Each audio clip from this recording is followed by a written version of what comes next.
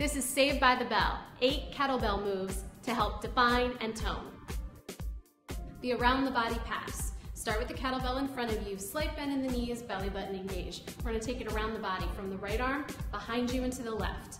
As you transfer, you wanna try and keep it at exactly the same height.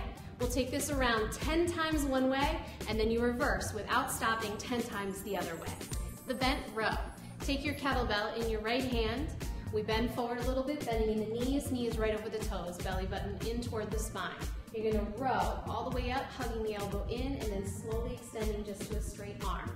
You pull it up, keep the elbow in tight, and row down. You wanna control both all the way up and all the way down. You repeat that 10 to 12 times on the right, and then switch to your left. The deadlift. We start with the kettlebell right in front of you, bend down, take the hips low, and then come all the way back up to stand. As you're coming down, you're bracing the abdominals, you're squeezing in the glutes, and you're pressing right through the centers of the heels.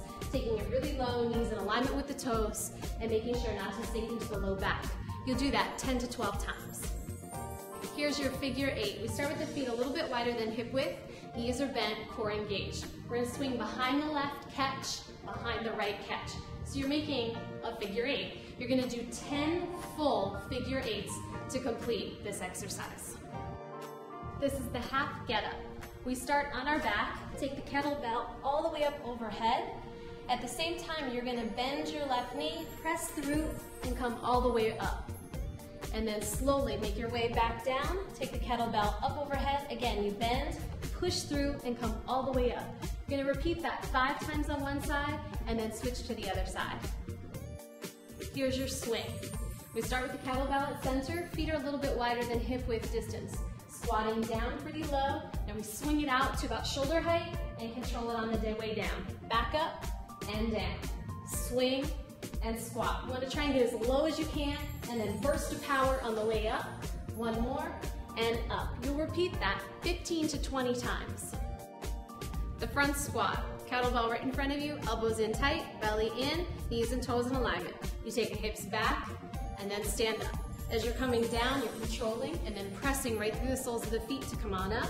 Give an extra squeeze at the top to engage the glutes, taking it down and up. You'll repeat this 10 to 12 times. Here's your windmill.